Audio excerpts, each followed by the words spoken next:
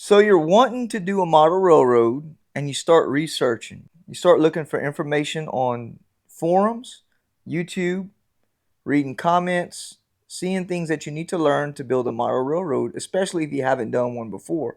And all of a sudden you start seeing these problems. Problems as in people wrecking down turnouts, people wrecking down certain brands of locomotives, people got different opinions on certain things, so forth, and their experiences that they share with other people. With that said, that doesn't mean that you're going to have that same problem, okay? Everybody's railroad is different. Of course, Murphy Law exists in everything around us. What can go wrong will go wrong normally. But I'm going to break down some things that is very important to me to tell you, such as locomotives running on grades and inclines. Also, we'll go over some curves and where things are just not true. If you're reading these things that are just not true, that can stall your model railroading journey doing your model railroad. So let me show you what I got going on.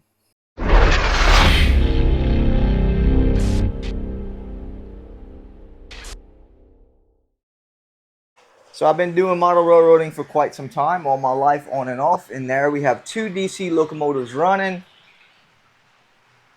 And even though these two locomotives aren't speed matched exactly, we don't have no issues with them running together. What I do is I put my faster locomotive in the front, pulling, and I put my slower one in the back. So they're kind of like a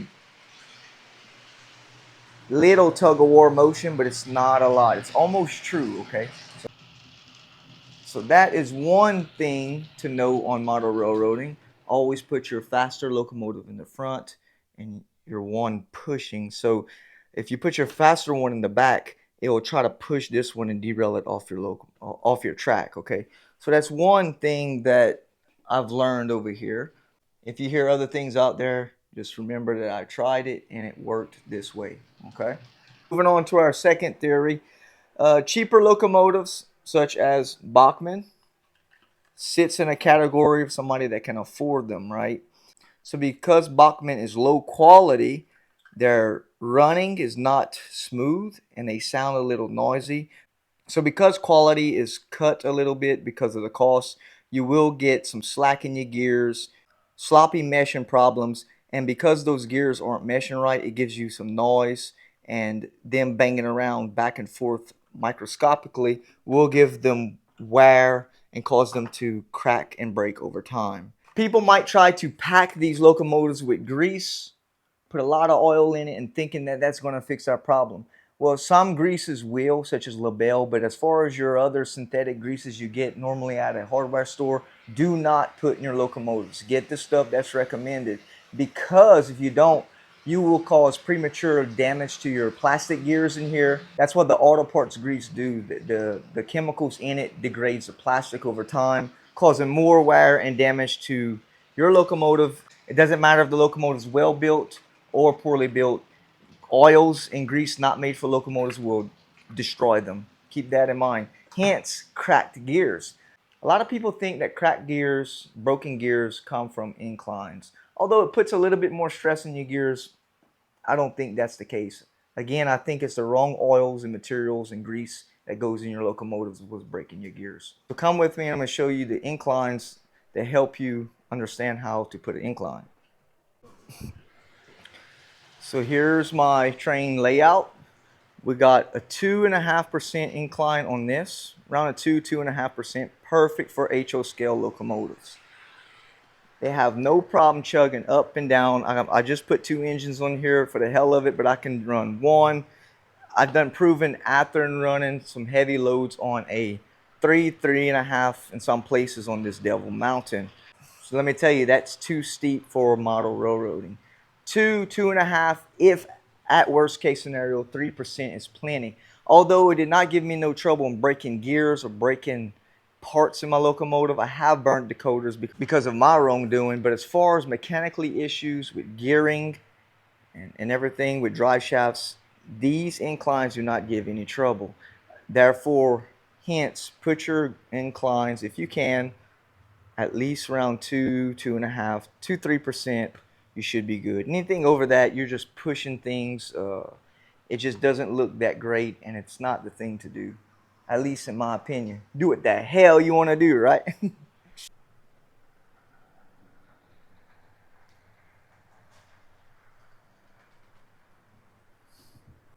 I don't hear any cracking gears or breaking gears, and I haven't had nothing done like that in years.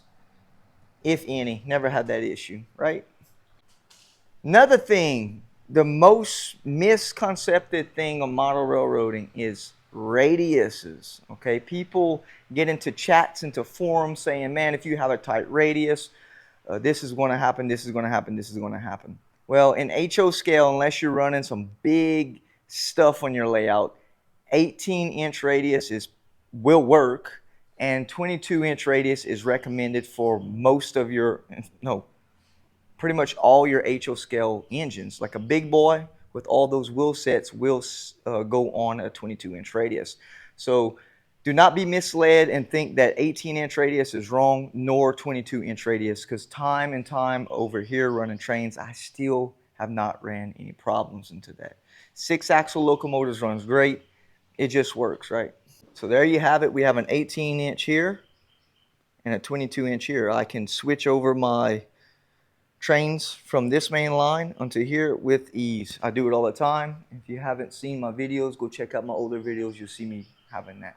Now, now therefore, anything smaller than 18-inch, you know, like 15-inch that they so claim, they probably won't work on a 6-axle locomotive. I haven't done it, and I don't plan to, so that's the way I roll with that, okay?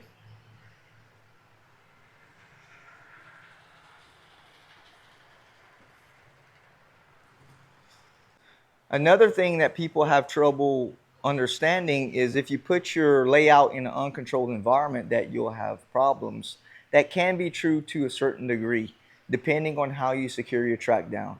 Now, I do not have any gaps in these rails. I did not do any of that, and I do not have any warping on my tracks here, okay? Um, if you secure your track down very, very good, you should be okay. Now, if you're tacking it with nails, like I mentioned before, heat and cold can warp your track because it's sporadically pinned down. Mine is a clear caulk, and that force hold from that caulk just holds this track. So you can see here, right down that line here, you can see that it's pretty straight. It has never changed. You can see that.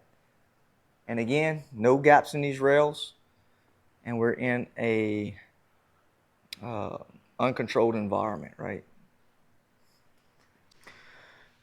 Another thing that people have major questions about is how many drops and feeders, what's the thing with that to put on your layout? Well, it all depends on where you're restricting power or where you may have power losses, where you put your drops, your feeders to your bus line, okay?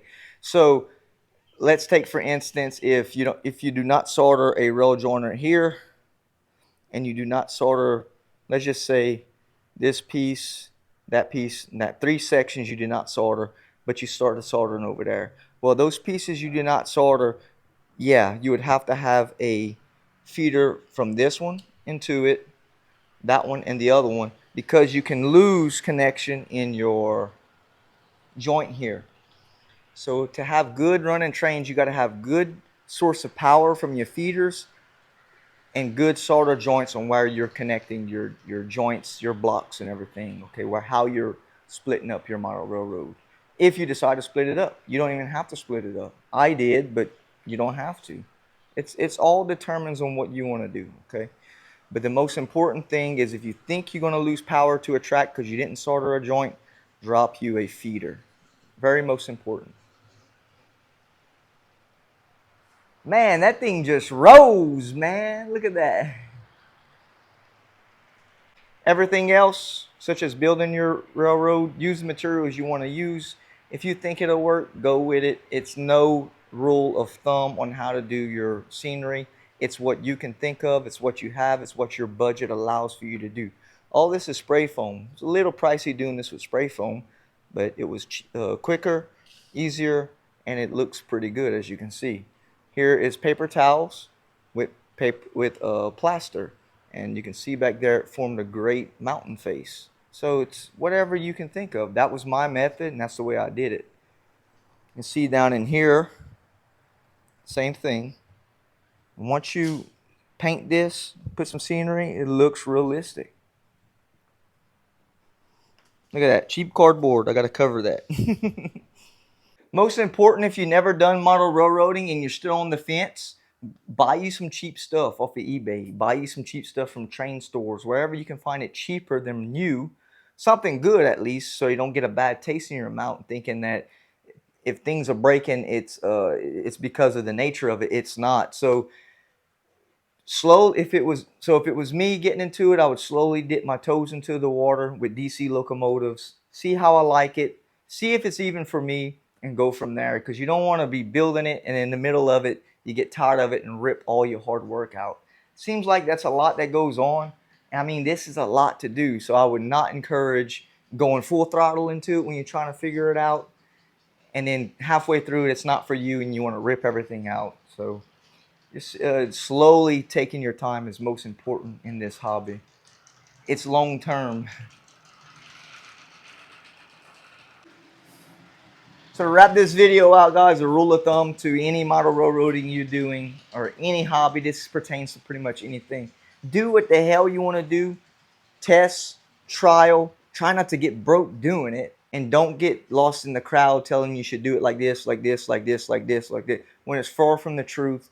Whenever things you have to try, see if it works and what works for you, and of course what you know how to do. That's what's most important with model railroading, and I hope this video has helped you. And with that said, guys, please like and subscribe, and I'll catch you in the next one.